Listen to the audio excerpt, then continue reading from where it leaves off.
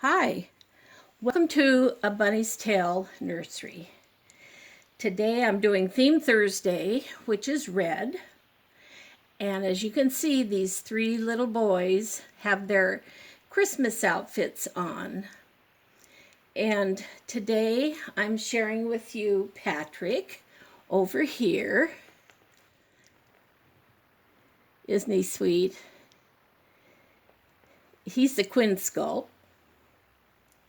And this is little Mick, and he's Andre Stolte.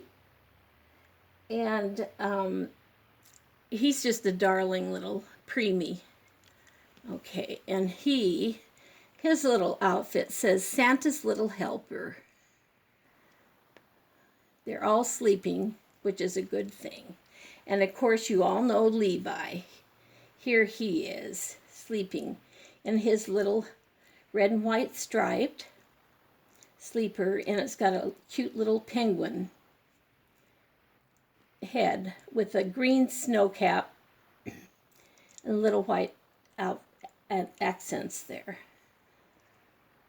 Okay, let's see. And over here, this little guy, it says Santa's favorite.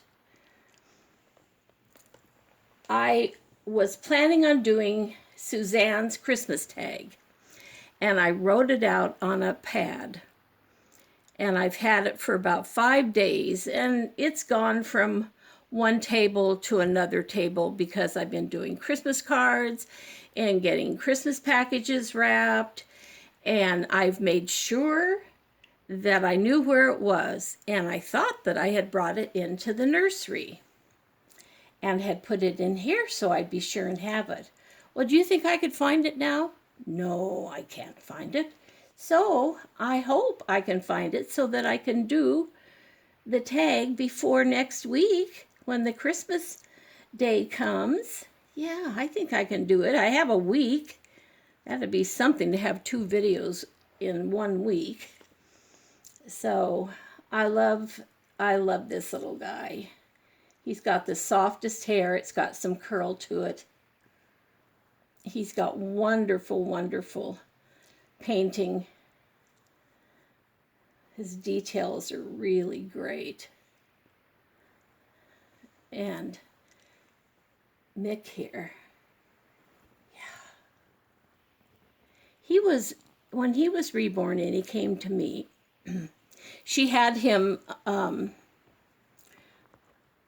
as a girl. But for some reason, I just think this face is a boy. What do you guys think? Maybe some of you have him. He's got the longest eyelashes. Can you see that? Yeah. His hair is so pretty. It's kind of a dark honey blonde. There he is. And this guy, Patrick, he's not only Santa's favorite, but he's one of my favorites because of his painting. He has very, very light painted hair. You may not be able to see it. It's kind of a pale brown, but he's got all those markings of a newborn baby. He's got the veining in the blue with his eyes. A little red on his chin. I think his mouth is so sweet. I just love him. He came on St. Patrick's Day, so I thought he should be named Patrick. All right, I'll put you back there. You can sleep. Now, today I was watching a video of one of my very dear friends. She's in Florida, and she had some rude comments this last week on her channel.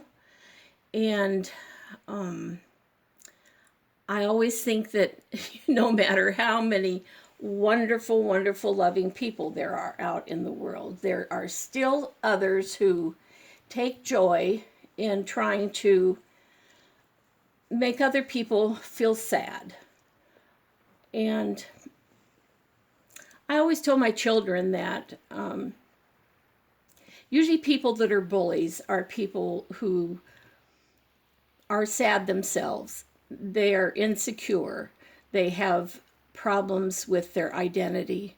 They feel that they can't measure up. And so the people that they should admire and want to be more like, they have to be a bully to, because they want everyone to feel as bad as they do. And unfortunately, some people don't outgrow that when they're children and they grow up. And then they end up sometimes continuing to be an adult bully, and their children end up being the same way. So I stood up for her. I told her how I felt, how much I loved her, and I cared about her and her feelings. And the topic at hand, and I don't think she'll mind me sharing this, was regarding hands. I've always had a really, really special feeling about people's hands. Because if you start to think about all of the things that your hands do in your lifetime, from the time you're a baby, when you're learning how to grasp things, from the time when you're a child and you start learning how to draw and how to write, how to print, when you use your hands when you're playing, when you're using your hands when you're doing things to help your parents, and you're growing up as an adult, and when you become an adult, you use your hands. If you're lucky enough, some people are born with some difficulties, but they still manage to make their life work and be of value, even if they have some disability regarding their hands. But those of us that are so lucky to have our hands, stop and think what those hands do for you.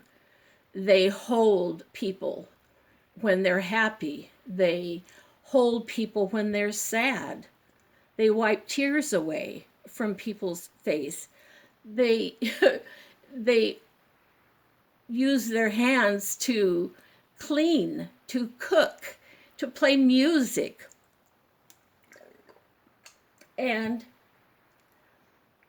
I just think our hands are such a wonderful gift. And back in 2000, back in 2000,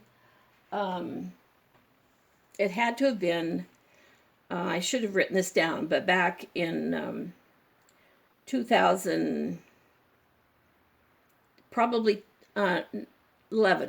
2011, I got a really neat email, and it was someone who had taken a picture of their family hands, and they had said that they had done this to mark the generations of the people's hands in the family, mainly the grandmother, great-grandmother, mother, daughter, granddaughter. And I thought that would be a wonderful thing to do. So when people came that year for Thanksgiving, I took my mother and my daughter and my 3 granddaughters and her 2 older granddaughters and 1 grandson, and I took pictures of them. And I took the picture of them with their hands connected. And then I printed off one of these for every member in the family, the mothers of the children, the brothers and sisters. And up here is my mother's hand. Here is her oldest great-granddaughter and her sister. And then her great-grandson, her great-granddaughter, granddaughter, and granddaughter. And everyone got a picture of that, and they treasure it. I also that year took a picture of my mother's hands with my hands. Can you see that? This is my mother. And I love seeing her hands because her hands are that of a woman that's in her 90s. And think of all the things she's done in those 98 years. So that is my mother. And then this is me. I was connected to her. And then my daughter was connected to me. And then her daughter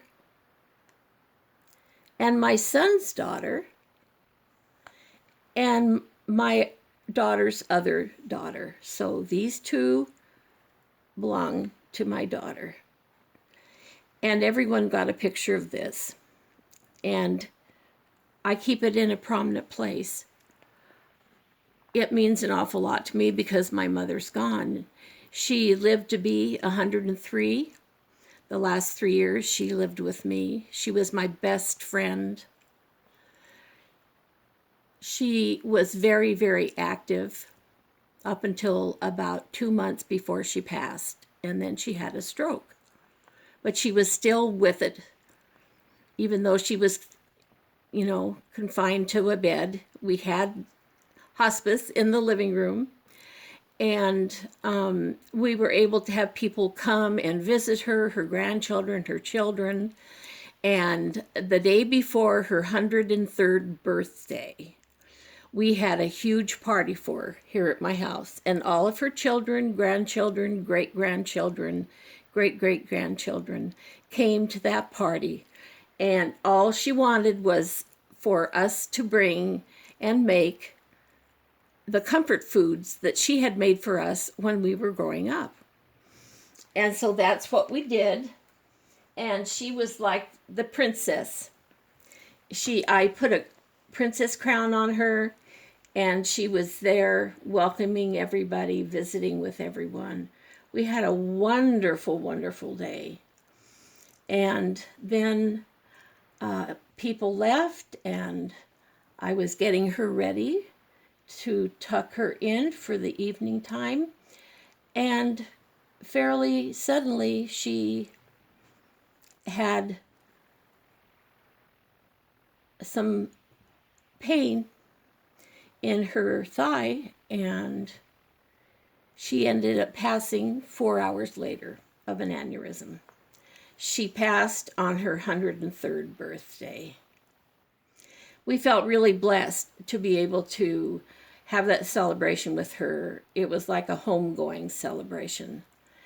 And have her with us so she could see all of us and give us love. We could give her love. And my youngest brother and my daughter and I were with her when she passed. And it was really a beautiful thing. And I know it's exactly what she would have wanted. So I've kind of gotten away from babies, but this is all about our hands and what we do with our hands. And our hands change no matter no matter what we do in life. We pick up battle scars, and that's just the way it is. And so I love you, dear friend, and I love all the rest of you. If you're new to my channel, it's a channel about reborn babies, and these are all reborn dolls, vinyl dolls. And if you like the channel, subscribe and ask for a notification. Hit that bell. If you like what you see, hit the like button. And hopefully I'll get back to you before next Christmas or this Christmas. who knows with the way things are going. And we'll do that Christmas tag. So everyone stay well, stay safe, and have a great weekend. I really care for all of you very deeply. Okay, bye-bye.